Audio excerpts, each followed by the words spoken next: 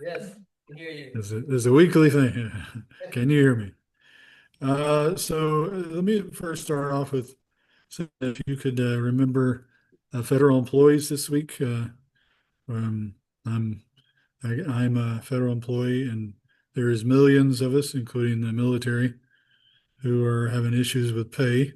Thankfully, Hashem has got our personal family in a situation where it wouldn't affect us for several months, but there are people who are being severely impacted, as well as people who have food insecurities.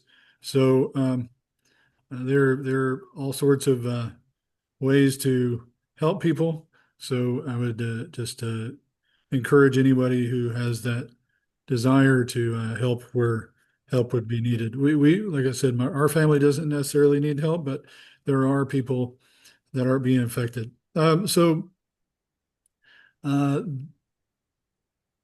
Bereshit is just chock full of midrash. I wish that I don't want to say if I had the time because I do have the time.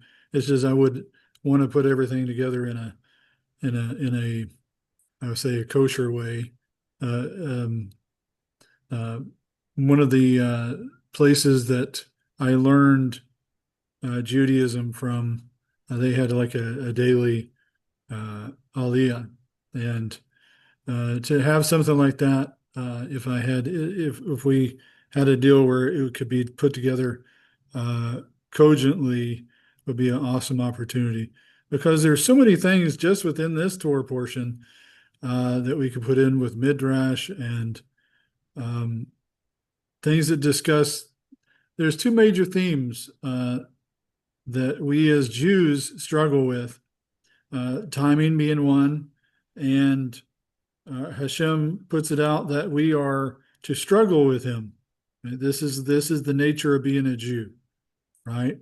Um, so, for instance, when Noah uh, was given the option, Hashem came to him and said, "I'm going to destroy the earth."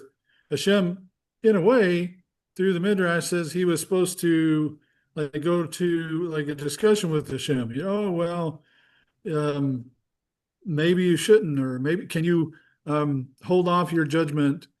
And the midrash says that he was like, oh, okay, well, okay, I'll build the boat. And he the people that came around are like, what are you doing? He was like, told them he didn't really go out of his way to help. On the other end, our father Abraham was the opposite. Uh, the midrash says at first he was very like dogmatic. He was like, you have to believe the God of the God of the universe, and this is the way it is. And he learned through many years of how to deal with people and to make Hashem more palatable.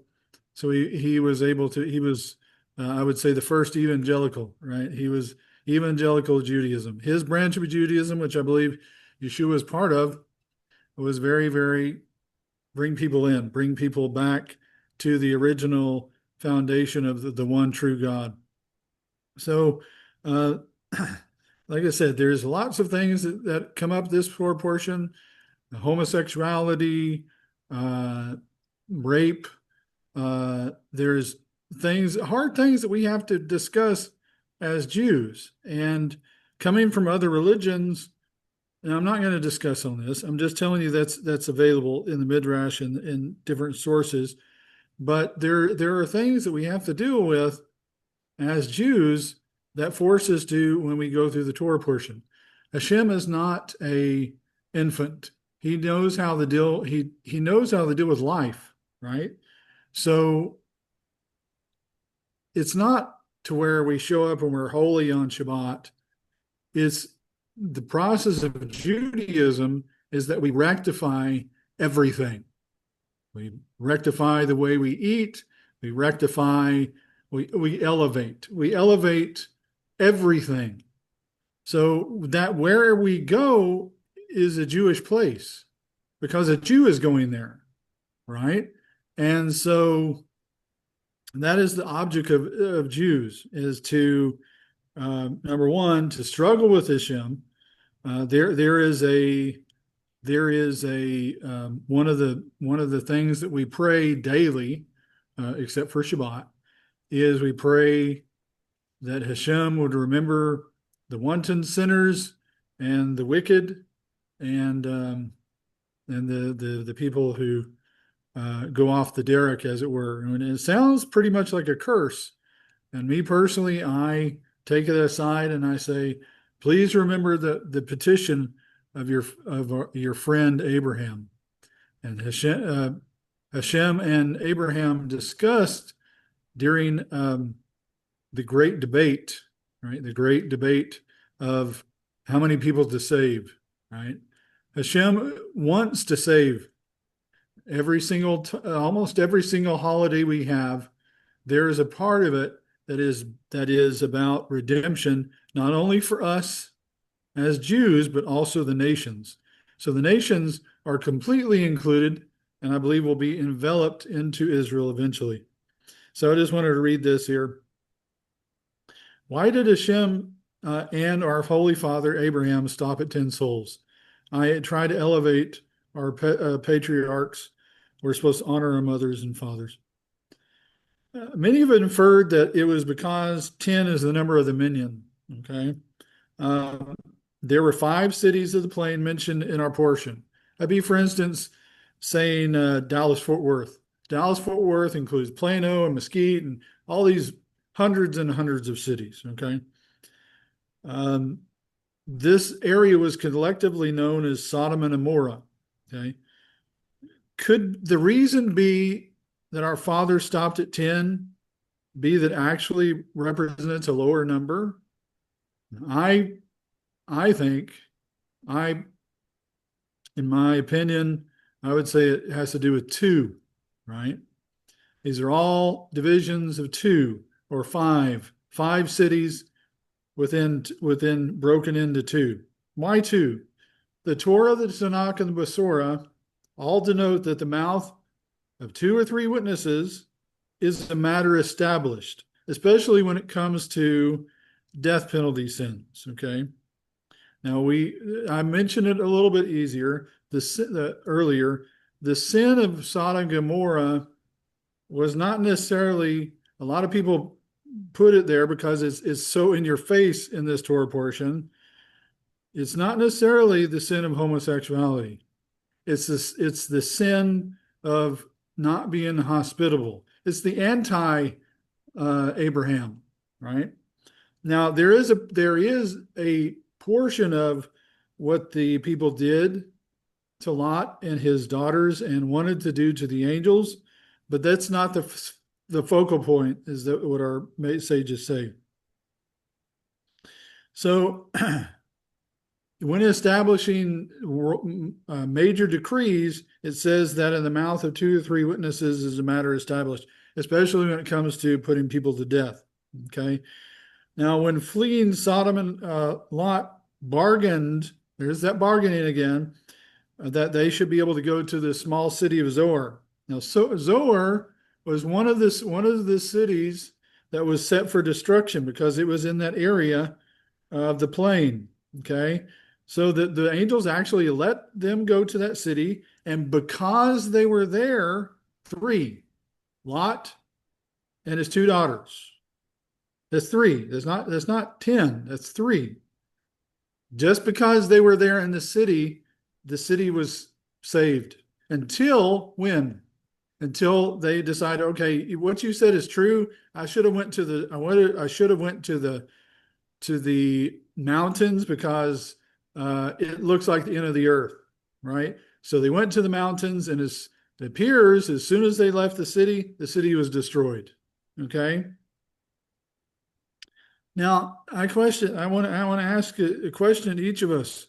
Could it be that you and your family are the reason why? And this is also brought up with Rabbi Nachman of Breslov, Baal Shem Tov, many great teachers, that you and your family, believe it or not, you may not think you're righteous or you're a super exotic, but it could be that you are the reason why judgment has not come to your community.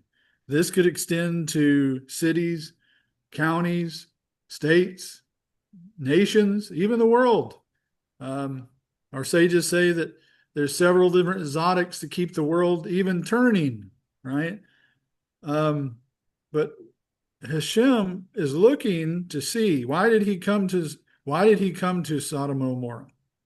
Why did he send his representatives? He sent his representatives there to make sure that what was being said was actually being proclaimed by the mouth of two or three witnesses.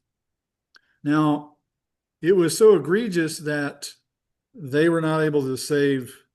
They chose that it is too wicked. We've got to remove these people, right? So Stan, okay, so there, I'm not a huge fan of the man from Tarsus, but he makes a very interesting statement. He says that when having done all to stand, stand, right? That's one thing that's very, very hard for us as Jews is that this is totally in the life of Abraham. You see this whole long period, 80, 120 years, huge period of times where nothing happens. There is something happening. Abraham is being truthful, right? He's living out his life. He's being exotic. Having done all to stand, stand therefore. Yeshua says, those who endure to the end shall be saved, right? So we are sent, a lot of times in my mind, a lot of times I try to think, oh, we even talked to my wife and I talked about this today, about this idea of being in a Jewish community or whatever. But that's not what Hashem sent a lot of us in our community to do, right? He sent us, for me as a Texan, and to live in a specific place and to actually strive and to really struggle to learn Hebrew. That's exactly where he wanted me to be, right? So that I could be, as Yeshua says, a light in my community. There is an idea that Yeshua says that we are the salt of the earth. Salt is a way to preserve things, right? As long as we are here and are trying to walk righteously. So it's not about being perfect. It's about trying to be perfect. And when you fall, you get back up and live righteously again. We're given ample time to repent daily, right? So the righteous man falls over and over and over, gets up every single time. Shabbat Shalom. Let us all strive to be the salt in our community. Shabbat Shalom.